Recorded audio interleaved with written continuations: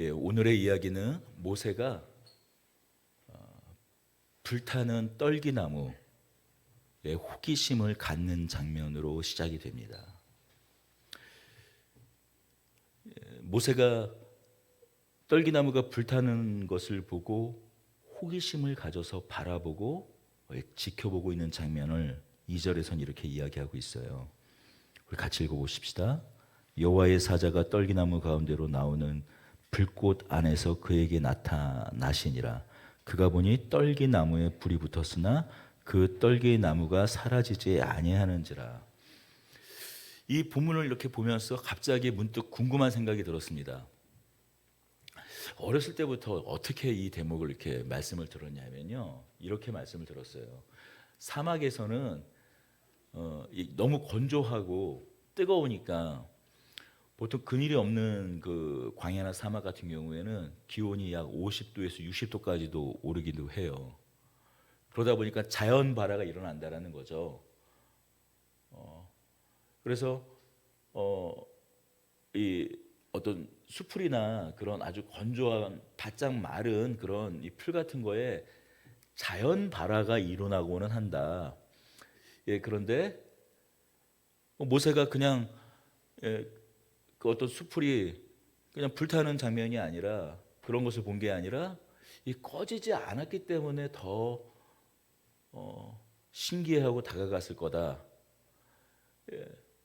꺼지지 않았기 때문에 다가갔다라는 말은 맞죠? 여기 써 있잖아요. 불이 붙었으나 그 떨기나무가 사라지지 않으냐는지라. 그런데 문득 한번 생각해 봤어요. 이 호기심인데, 이 사막에서 자연 발화가 일어나는가? 아무 원인 없이 자연 발화가 일어나는가? 요즘 아주 핫한 게 있죠. 챗 GPT입니다. 인공지능에게 물어보면 답을 해줘요. 그래서 처음에는 구글 검색을 했어요. 키워드는 뭐라고 했냐면, 맨 처음에는 이제 구글 검색을 했어요. 어떻게 했냐면 사막에서 자연 발화. 검색이 안 돼요. 그냥 자연 발화하니까 사막에서 자연 발화가 아니라 일반적인 숲에서 자연 발화하는 경우, 특히 캘리포니아를 예를 들면서 캘리포니아가 오랜 그 가뭄으로 건조해졌을 때, 그때 어쨌든 간에 번개라든지 사람이 담뱃불 붙인다든지 하는 거죠. 아주 극히 드문 예로 그 나뭇가지끼리, 바짝 마른 나뭇가지끼리 부딪혀서 불이 붙는 경우도 있다고는 하지만, 그렇게 해서 불이 붙는 것을 확인한 사람은 또 없는 것 같더라고요. 한번 생각해봐요. 불을 붙이려면 우리 가끔씩 그 정글 탐험 같은 어떤 그런 다큐멘터리 보면 아주 바짝 남은 그 마른 나무에 그 가지를 한 수분 이상, 수십 분 이상 비벼대야 드디어 불꽃이 일어나잖아요. 그러니까 자연적으로 나뭇가지가 스치는 정도로는 그냥 뇌피셜인 거지 불이 일어날 수가 없는 거예요. 어쨌든 바짝 마른 상태에서 담배꽁초를 던지든지, 아니면 거기에 바짝 마른 아주 건조한 상태에서 번개가 치든지 해야 불이 붙는 거라는 거죠. 사막에서 자연 발화가 그냥 일어나는 경우는 거의 없습니다. 이제 구글에서 검색이 안 돼서 챗 GPT에 물어보니까 거기에서는 설명을 그럴싸하게 얘기해 주더라고요. 불이 붙으려면은 3가지 조건이 필요하다고 먼저 챗 GPT는 얘기해 주더라고요. 먼저 불쏘시개, 불을 붙이는 원인. 자연 상태에서는 그게 아까 얘기했듯이 번개라든지 그런 원인들이 가장 큰, 번개가 가장 자연 발화를 시키는 가장 큰 원인이라고 하더라고요. 사람이 원인 제공을 하지 않는 것. 그런데 사막에서는 번개가 잘 치지 않는다라는 거예요. 숲이 우거졌다든지 아니면 아주 급격한 그런 그 기상 변화라든지 그 속에서 번개가 치는 거지. 사막은 뜨겁기는 하지만, 그러니까 사막하면 왠지 불이랑 잘 어울릴 것 같지만 기실 불이 나는 걸로는 사막은 잘 어울리지 않는다라는 거예요. 왜냐하면 번개가 치지 않기 때문에. 더군다나 사막은 어떻습니까? 공기가 뜨겁잖아요. 그래서 일반적인 숲이라든지 그런 것보다 산소 농도가 아주 희박하대요. 그러니까 불이 붙으려는 자연발화, 사람이 인위적으로 붙이는 것이 아니라 자연발화의 조건이 되는 건 뭐냐면 이렇게 번개라든지 그리고 건조한 상태. 물론 사막이 건조한 상태에는 부합을 하죠. 하지만 산소 농도가 희박해서 떨기나무에 무슨 번개가 설사 아주 극히 드문 확률로 떨어진다고 하더라도 산소 그 농도가 높지 않기 때문에 불이 붙지 않는다라는 거예요. 그래서 숲이라든지 그런 곳에서, 숲이 아주 무성한 곳에서 뭐 번개라든지 그런 것들이 쳐서 자연발화하는 일은 곧잘 일어나는 일이지만 사막에서 인위적으로 사람이 불을 붙이지 않는 이상 어떤 그 나무라든지 어떤 숲에 불이 붙는 건 극히 드문 일이라는 거예요. 그러니 모세가 지금 떨기나무에 불이 붙었는데 꺼지지 않네 하고 호기심에 이끌려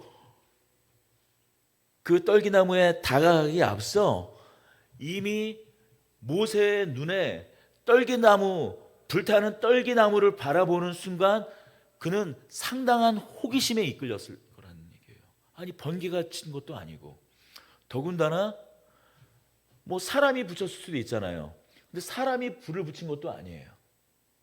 우리는 3장 2절 앞서서 여호와의 사자가 떨기나무 가운데서 나오는 불꽃 안에 그에게 나타나시냐 이러니까 마치 여호와의 그 떨기나무 옆에 아니면 그 가까이 어떤 사람의 형상이 이렇게 어릿어릿하고 있을 거라고 생각할 수 있는데 아니에요.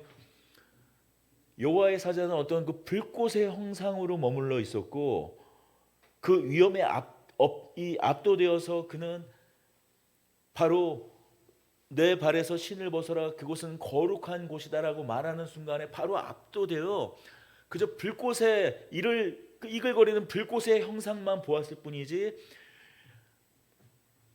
지금 그 불꽃 가운데 하나님의 사자가 하나님께서 있다라는 것은 절대자 앞에 선 그 본능적으로 느끼는 그 위험과 경외감 앞에 압도되어서 알았던 것이지 멀리서 어떤 어른거리는 사람의 형상을 본 것은 아니라는 거예요.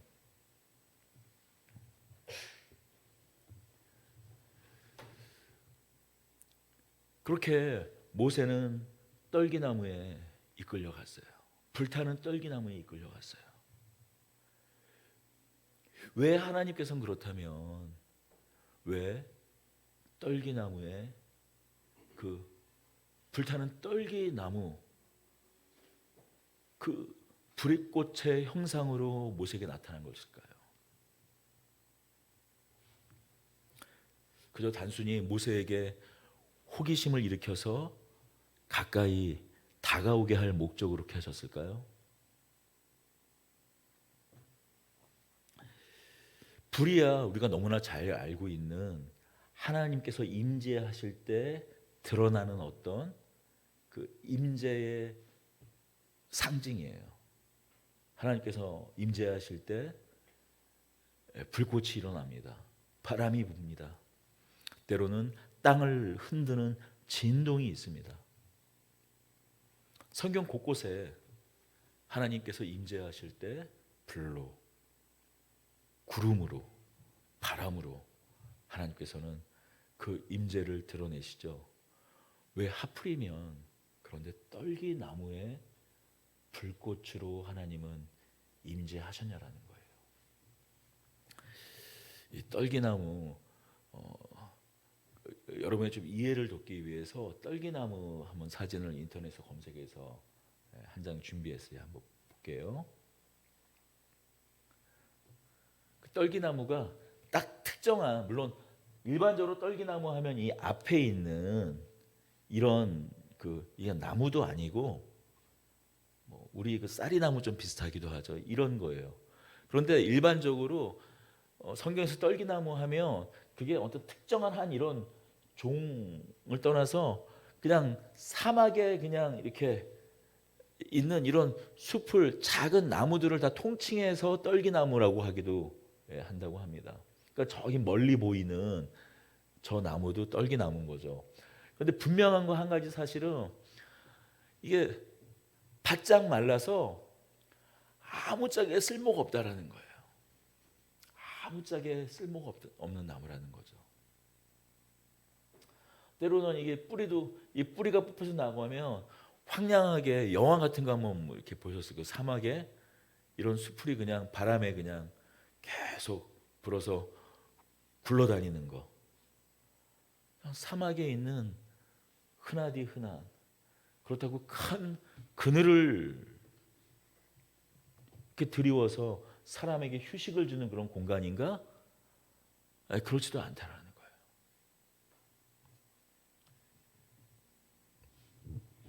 어쩌면 이 모세를 가장 잘 표현해 줄 수 있는 상징물이 무엇일까 생각해 보면 모세야말로 이런 떨기나무와 같은 존재가 아닐까 싶습니다. 모세의 나이가 지금 80세예요. 모세가 결기를 하고 자신의 정체성을 분명히 하고 오랜 이 왕자로서 보낸 그 40여 년의 그 시간 동안 갈등하고 고민하고 번민하다가 결국 자신의 정체성을 다시 한번 확인하고 나는 히브리인이다, 나는 이스라엘 사람이다라는 그 정체성을 그게 실행에 옮긴 사건이 바로 이스라엘 백성들을 억압하는 한 감독자, 애국 감독자를 죽인 거죠. 그 결과는 모세가 예상한 대로였어요. 그는 살인자의 신세로 애굽을 도망쳐 나올 수밖에 없었습니다. 바로 그 시간과 3장 1절과의 간극은 벌써 이미 40년의 시간이 흐른 겁니다. 모세의 나이 80세예요. 이 40년 동안 뭔 대단한 일이 있었던 것이 아니라 그저 시보로와 결혼을 하고 나서도 뭐 특별히 독립을 해서 자신의 어떤 그런 가문을 일구거나 그런 것이 아니라 여전히 뭐라고 말하고 있습니까? 3장 1절에서는 모세가 그의 장인 미디안 제사장 이도로의 양떼를 치더니 그 떼를 광야 서쪽으로 인도하여 하나님의 산 호렙에 이르매. 그의 조상 야곱과 같이 분가를 해서 대단한 살림을 일구어가고 있는 것이 아니라 아직도 여전히 그의 장인 미디안의 제사장 이도로의 양떼를 치고 있는 신세예요. 40년이 지났는데도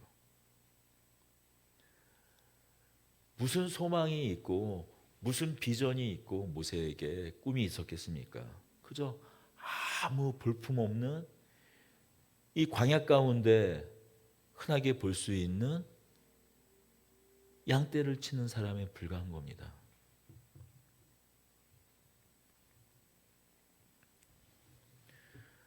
이 떨기나무가 그렇죠. 어떻게 심겨졌는지 알 수도 없어요. 그저 덩그러니 있어서 특별히 누군가에게 그늘을 제공해 줄 수 있는 뭐 그런 존재도 아닙니다. 어디서 와서 심겨졌는지도 모르고 그냥 사막에 황량하게 저렇게 그냥 있다가 바짝 말라 건조해지면 뿌리채 뽑혀 사막에 광야의 황량한 바람에 그냥 떠도는 신세, 그것이 떨기나무입니다. 바로 이 모세의 모습이 그렇지 않습니까? 마치 이 떨기나무와 같이 황량한 광야에 이리저리 양떼를 쫓아 광야를 누비는 것. 자신이 어디서 왔는지도 이제 잊어버리고 그저 광야에 쓸쓸히 나그네와 같이 떠다니는 인생. 그것이 바로 모세의 모습이에요. 떨기나무와 같은 모세의 모습입니다. 떨기나무와 같이 자기 몸 하나 건사하기 힘든, 무슨 대단한 그늘을 제공하는 것이 아닌 자기 몸 하나 건사하기 힘든 인생으로 살고 있는 모세의 모습, 바로 떨기나무가 그것을 여실히 잘 보여주고 있어요. 이집트 왕자로서 자라났어요. 히브리 사람을 위해, 이스라엘 사람들을 위해 살아가려고 마음먹었지만 뜻대로 되지 않았습니다. 그 뜻은 한순간에 꺾여버렸어요.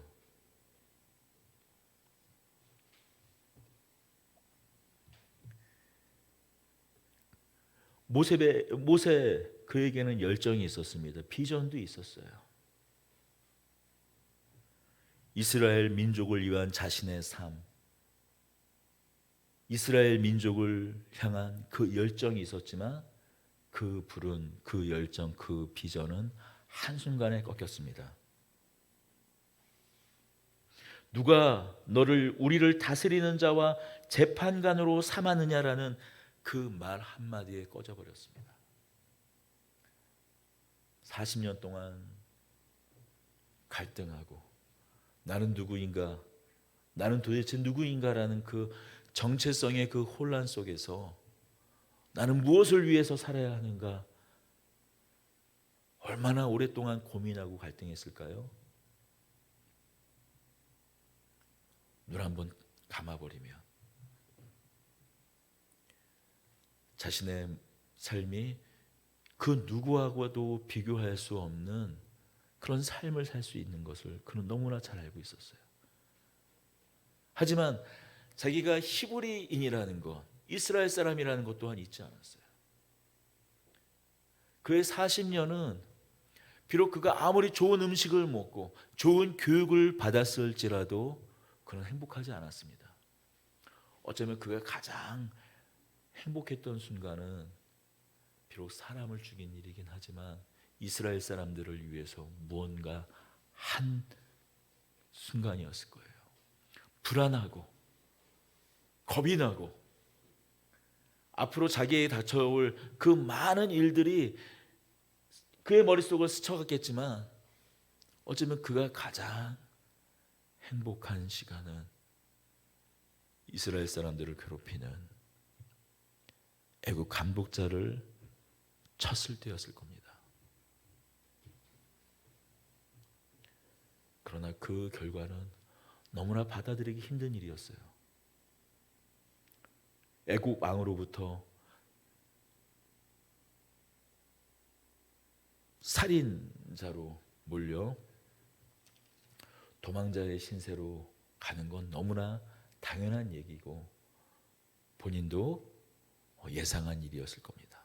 그러나 동족 이스라엘 사람들로부터 외면받는 이 일은 너무나 받아들이기 힘든 일이었을 거예요.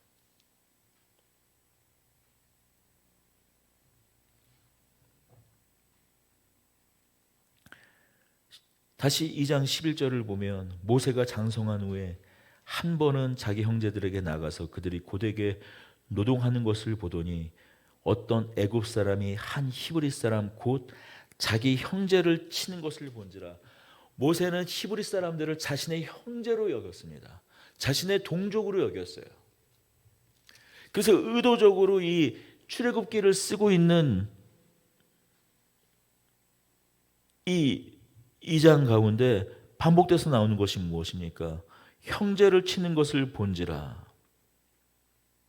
이튿날 다시 나가니 두 히브리 사람이 서로 싸우는지라. 그 잘못한 사람에게 이르되 너가 어찌하여 동포를 치느냐.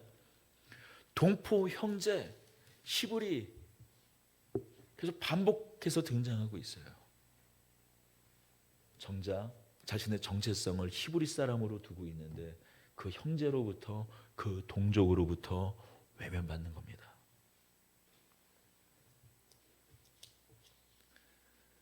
모세 안에 있는 불이 꺼지는 데는 그렇게 오래 걸리지 않았어요. 오랜 시간이 걸리지 않았습니다. 많은 말이 필요하지 않았어요. 딱 이 한 말로 그가 가졌던 40년 동안 조금씩 키워왔던, 때로는 갈등이 했지만 결국 선택했던 그 모든 꿈, 모든 열정, 그 모든 비전이 한순간에 무너져 내렸습니다. 누가 너를 우리를 다스리는 자와 재판관으로 삼았느냐, 이 말 한마디에 꺼져버렸어요.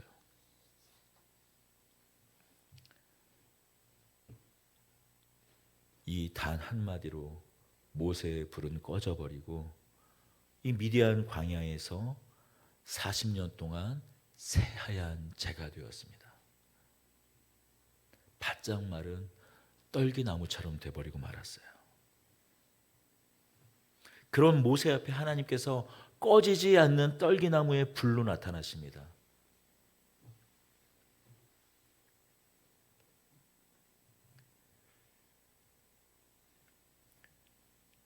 꺼지지 않는 불로 나타나세요. 그 어떤 것에도 원인을 두고 있지 않으시기에, 그 어떤 것에도 조건을 두지 않는 하나님이시기에, 하나님은 이 사진에서 같이 저 떨기나무에 불이 붙은들 그게 얼마나 오래 갈 수 있겠습니까? 그러나 하나님의 임재로 나타난 하나님의 불, 그 떨기나무에 붙은 불은 꺼지지 않고 계속되는 거예요. 사람을 맨주먹으로 쳐 죽일 정도의 열정, 그러한 열정이라도 단 한순간에 꺼져버리고 맙니다만, 하나님의 열정, 하나님의 불, 하나님의 열심은 지치지도 줄어들지도 않고 그 어떤 것을 소모시키지도 않고 계속 불타오릅니다. 우리는 어떤 이유와 원인, 조건, 그 목적이 사라지면 우리는 우리 안에 있는 비전이나 우리 안에 있는 열정은 사라지고 말아요. 이스라엘 사람들이 자신을 지지해 줄 줄 알았습니다. 설사 그것이 드러나고 발각된다고 할지라도, 애국 사람을 쳐 죽인 일이 발각되고 드러난다고 할지라도 결국 이스라엘 사람들이 자신을 지지해 주고 자신을 따라줄 줄 알았어요. 이스라엘 사람이 말하는 것처럼 누가 우리를 다스리는 자와 재판관으로 삼았느냐, 이스라엘 사람들은 그렇게 말했지만 모세는 그렇게 생각하지 않았습니다. 내가 왕자의 신분으로 나의 정체성을 다시 한번 확인하고 이스라엘 사람들 편에 서면 이스라엘 사람들이 나를 다스리는 자와 재판관으로 삼을 줄 알았어요. 하지만 후하위예요. 너 누군데? 더 이상 모세는 자신의 비전을, 자신의 꿈을 이스라엘 사람들을 위해 살아가야 하겠다라는 그 어떤 꿈도 비전도 열정도 더 이상 존재하지 않았습니다. 왜냐하면 그 이유와 목적이 다 사라져버렸기 때문이에요. 사람의 열정, 사람의 비전, 사람의 꿈은 이렇듯 이유와 목적이 사라지면 함께 사라져버리고 말아요.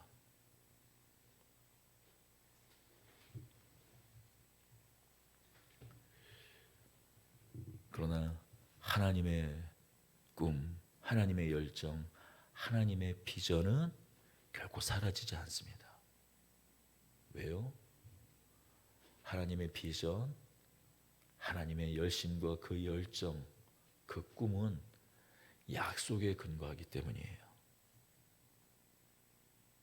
우리 6절을 읽어보겠습니다. 또 이르시되 나는 네 조상의 하나님이니 아브라함의 하나님, 이삭의 하나님, 야곱의 하나님이니라. 하나님은 약속의 하나님이십니다. 아브라함의 하나님, 이삭의 하나님, 야곱의 하나님, 너를 통해서 민족을 이루겠다, 내 나라를 세우겠다,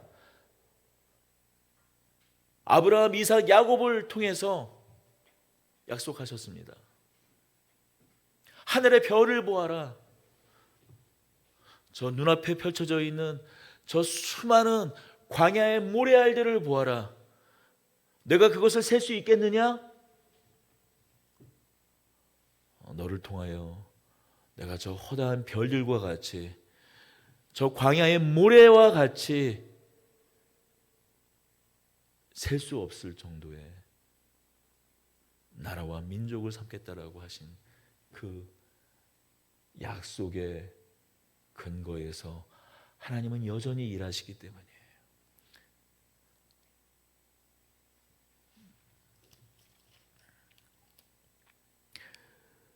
우리가 지난 주일엔 나누지 못했지만 2장 23절과 24절, 25절은 이렇게 말씀합니다. 여러 해 후에 애굽 왕은 죽었고 이스라엘 자손은 고된 노동으로 말미암아 탄식하여 부르짖으니 그 고된 노동으로 말미암아 부르짖는 소리가 하나님께 상달된지라 하나님이 그들의 고통 소리를 들으시고 하나님이 아브라함과 이삭과 야곱에게 세운 그의 언약을 기억하사 하나님이 이스라엘 자손을 돌보셨고 하나님이 그들을 기억하셨더라. 우리는 마치 이 대목을 이렇게 생각할 수 있어요. 하나님께서 그동안 400년 동안은 계속 그냥 잊고 계시다가 어느 순간에 이스라엘 백성들이 신음하고 하나님을 찾고 부르짖고 우니까 그때서야 하나님께서 이스라엘 백성들을 돌아보셨다. 그렇게 생각할 수 있습니다. 아니요. 하나님이 이스라엘 자손을 돌보셨고 이미 돌보고 계셨습니다. 이스라엘 사람들이 평안하던 시절 가운데 있을 때도, 그들이 한숨과 한탄을 하고 있을 때에도, 이스라엘 백성들이 그들의 장남을, 그들의 아들들을 나일강에 흘려보낼 때도, 그 어느 때에도 하나님은 이스라엘 백성들을 살펴보셨어요. 아브라함과 이삭과 야곱과 맺은 그 언약을, 이스라엘 백성들과 맺은 그 언약을 단 한 번도 잊으신 적이 없습니다.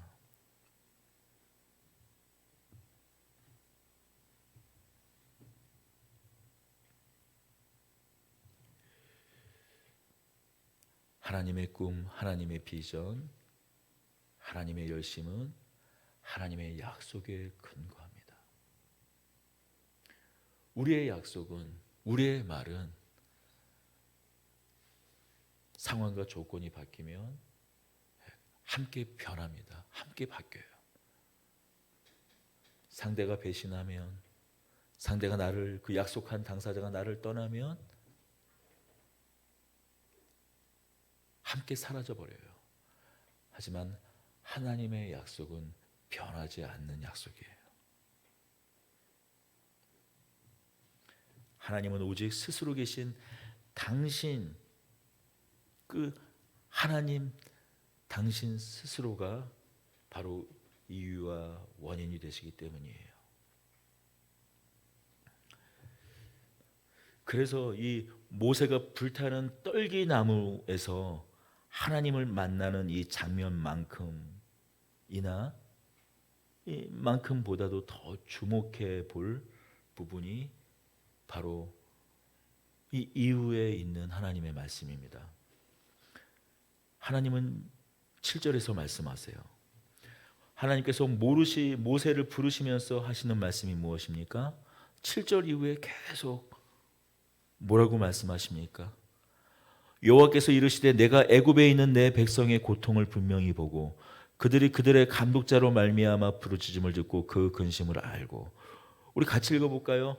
내가 내려가서 그들을 애굽인의 손에 건져내고 그들을 그 땅에서 인도하여 아름답고 광대한 땅, 젖과 꿀이 흐르는 땅, 곧 가나안 족속, 헷 족속, 아모리 족속, 브리스 족속, 히위 족속, 여부스 족속 지방에 데려가려 하노라.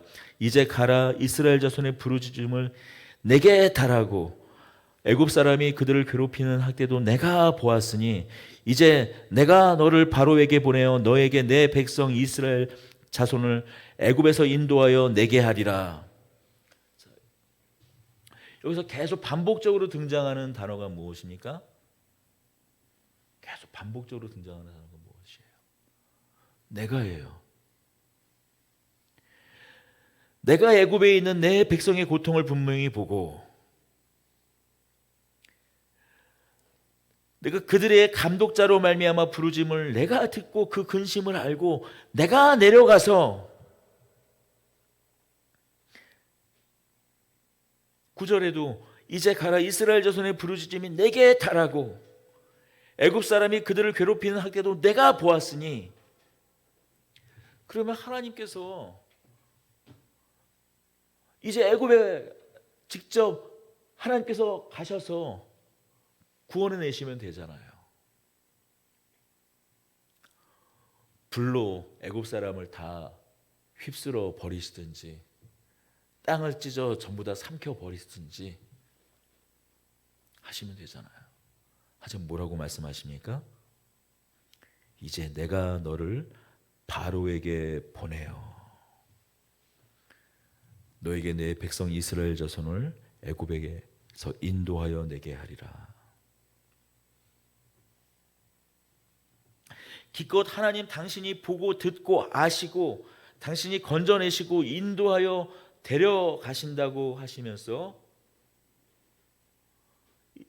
그러니 이제 내가 가라라고 말씀하세요. 모세 내가 가라라고 말씀하세요. 우리가 반드시 기억할 것 한 가지는 하나님께서 일하실 때 하나님은 하나님의 사람을 통해서 일하신다고 성경은 말씀하고 있어요. 어쩌면 성경에 드러나는 첫 소명장입니다. 물론 앞서서 아브라함을 부르시는 장면이 있긴 하죠. 그러나 특별한 어떤 하나님의 일, 하나님의 구원 사역, 이것을 위해서 특정한 한 사람을 부르시는 장면이 맨 처음 등장하는, 하나님께서 하나님께서 택한 사람들을 구원하시기 위해서 누군가를 부르시는 장면이 처음으로 구체적으로 등장하는 대목은 어디냐면 바로 이 출애굽기 3장이에요. 가장 대표적인 소명장입니다. 이것을 통해서 확인할 수 있는 것은 무엇입니까? 내가 하나님께서 하시는 일이에요. 하나님 당신께서 친히 하시는 일이에요. 그러나 하나님께서 하나님의 그 크신 일, 하나님의 구원의 큰 일을 이루실 때 반드시 사람을 통해서 하신다는 거예요.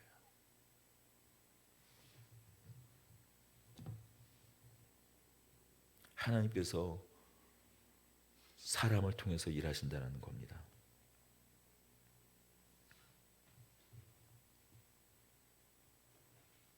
또 한 가지 우리가 살펴볼 것은 하나님께서는 기도의 응답으로 사람을 허락하신다라는 거예요. 하나님께서는 이스라엘 백성들의 신음소리를 듣습니다. 2장 후반부터 계속 등장하는 것이 무엇이냐면 하나님이 그들의 고통소리를 들으시고 하나님께서 이스라엘의 신음소리를 들으신다라는 대목이에요. 2장 24절입니다. 하나님이 23절 먼저 여러 해 후에 애굽 왕은 죽었고 이스라엘 자손은 고된 노동으로 말미암아 탄식하여 부르짖으니 그 고된 노동으로 말미암아 부르짖는 소리가 하나님께 상달된지라. 다시 한번 24절이죠. 하나님이 그들의 고통소리를 들으시고 하나님이 아브라함과 이삭과 야곱에게 세운 그의 언약을 기억하사 고통소리를 들으시고 3장 7절입니다. 여호와께서 이르시되 내가 애굽에 있는 내 백성의 고통을 분명히 보고 그들의 감독자로 말미암아 부르짖음을 듣고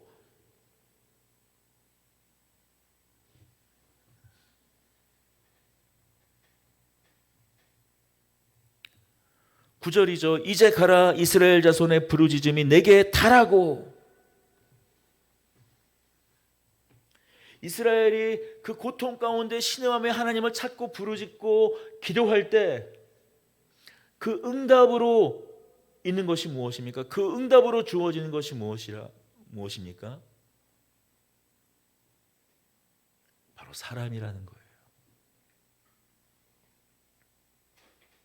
우리가 기도할 때 하나님이 우리에게 짠 하고 나타나는 것이 아니라 내가 하나님이야 라고 등장하고 일하시는 것이 아니라 하나님은 기도의 응답으로 사람을 우리에게 주신다라는 거예요.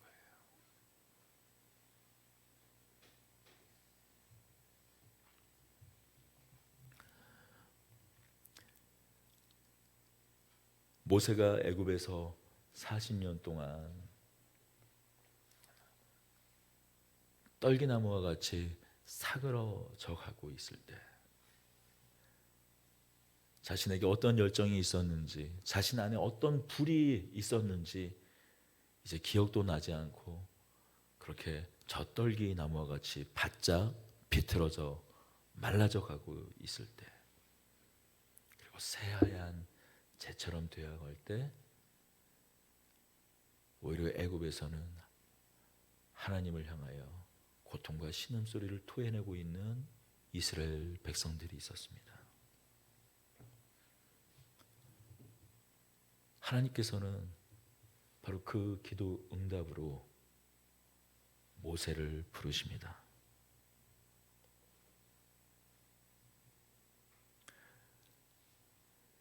그러나 생각해 보면 어떻습니까?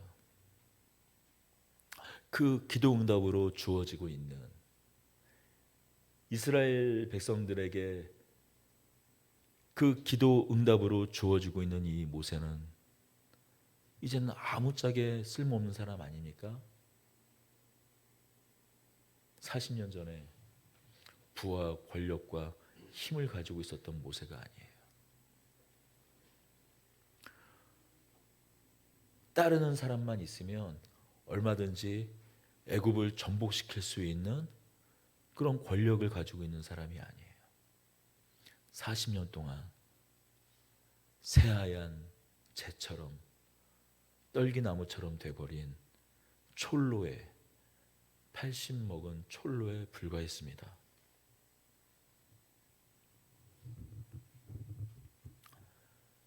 이제 아무것도 아닌 모세를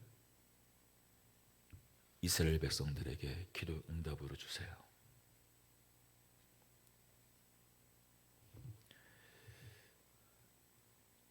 왜요?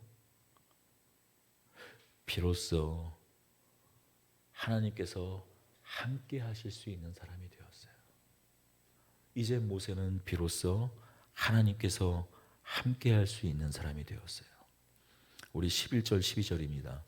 모세가 하나님께 아뢰되 내가 누구이기에 바로에게 가며 이스라엘 자손을 애굽에서 인도하여 내리이까.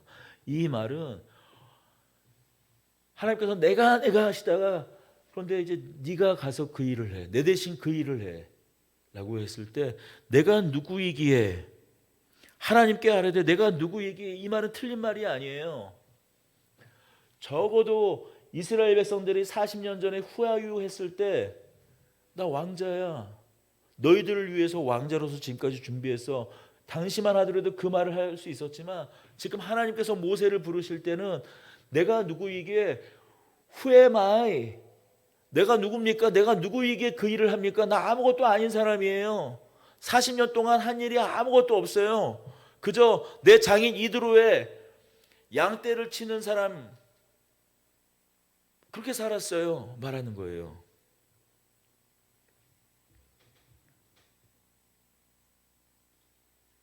그런데 하나님께서 말씀하세요.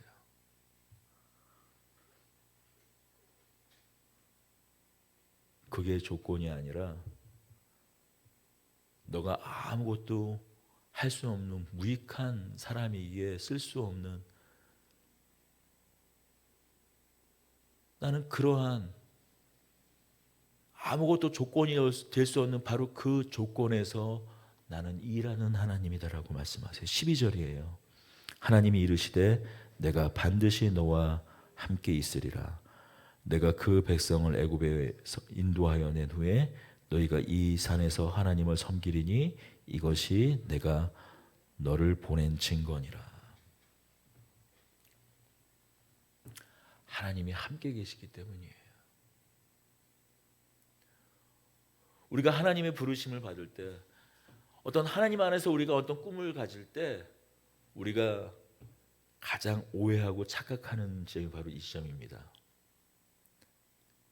내가 이런 것을 가지고 있으니까, 이런 능력, 이런 것을 가지고 있으니까 하나님의 일하심과 하나님의 능력과 하나님의 그 어떤 크심, 하나님의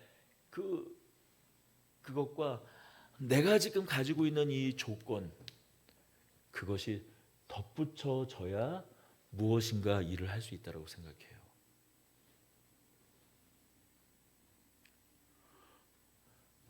그것이 우리가 늘상 듣는 얘기입니다. 바울을 생각할 때도 그렇잖아요. 바울이 이방인의 사도가 된 거는 그가 로마 시민권을 가지고 있었고 기존의 율법에 아주 해박한 그 박식한 것을 가지고 있었기에 나중에 오히려 율법주의자들을 깰 수 있는 그런 사전 지식을, 그가 부족한 것은 예수만 믿게 되면 이제 그가 갖고 있던 모든 능력을 하나님께서 사용하셔서 이방인의 그 탁월한 사도로 사용할 수 있는 거다. 우리 그렇게 얘기를 해요.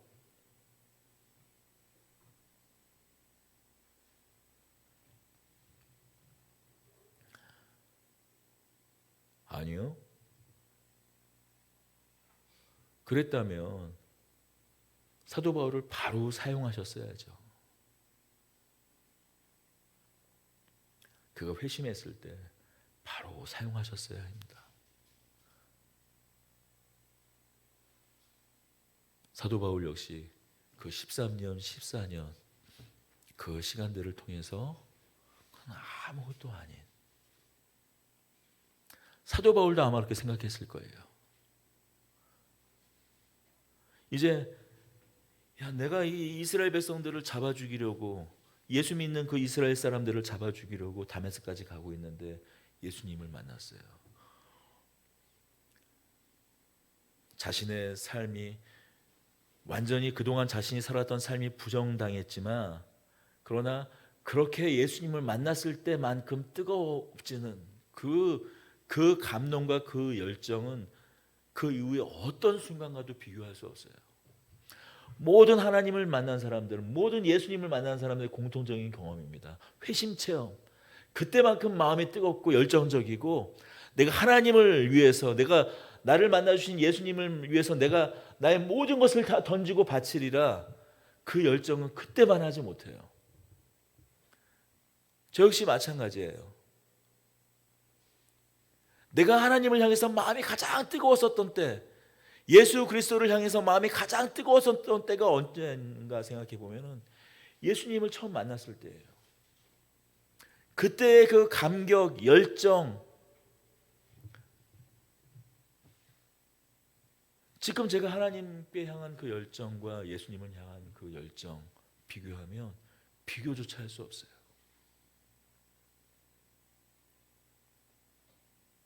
아니, 오히려 그때 내가 어땠지? 내가 그때 마음이 어땠지? 할 때가 더 많습니다. 근데 다른 것이 있다면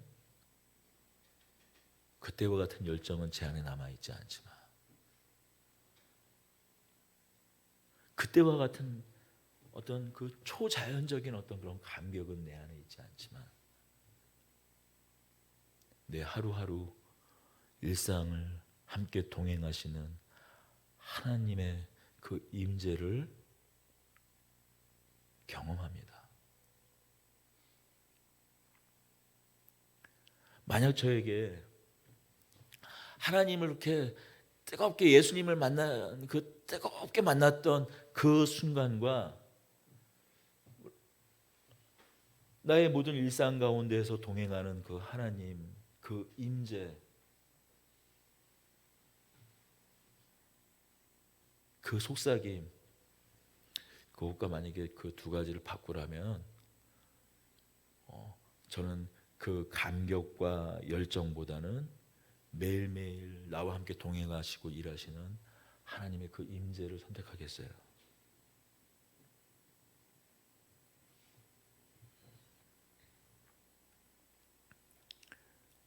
이제 나이 80이 넘어서 촐로에 불과한 모세에 불과하지만 이제 내 자신이 누군지도 잊어버리고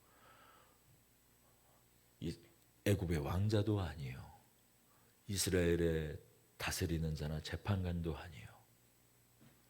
그냥 이제 쓸쓸히 잊혀진 자조차도 아닌 그냥 미디안 광야의 한 목자에 불과한 모세지만 하나님께서 이제 그와 함께 하시기에 그는 하나님의 손이 되는 것입니다. 하나님의 지팡이가 되는 것입니다. 하나님의 구원 역사가 그를 통해서 이루어지는 것입니다. 하나님의 생각은 사람과 다른 것 같습니다. 어쩌면 가장 써먹기 힘든 그때, 써먹을 수 없을 것 같은 그때에 누군가의 기도 응답이 되게 하십니다. 바로 그것이 하나님의 수, 하나님의 신의 한 수인 것 같아요.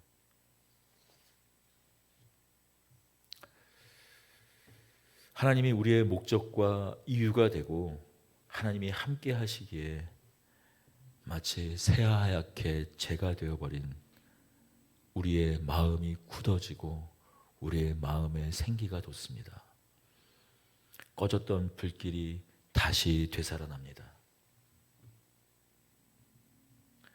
머리는 백발이 되어버리고 사막의 세찬 모래바람에 이제 나는 어떤 사람인지조차 가늠할 수 없는 그 모세를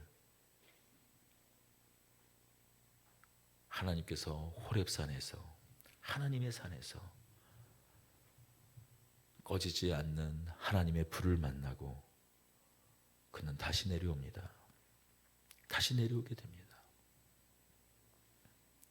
그가 하나님을 그 하나님의 산에서 다시 만났던 것 같이 우리 모두 이 하나님의 불을 품고 살아가길 원합니다.